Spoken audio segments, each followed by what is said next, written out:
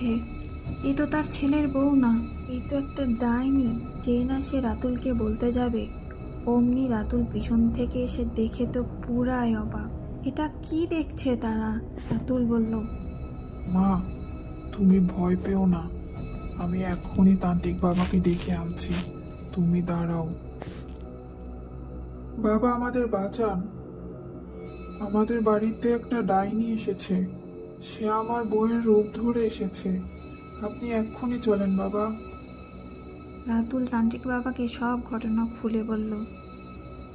হুম, বুঝতে পেরেছি। তুই যা, বাড়িতে যা, আমি যজ্ঞের জিনিসপত্র নিয়ে আসতেছি। একে যজ্ঞ না করে তাড়ানো যাবে না।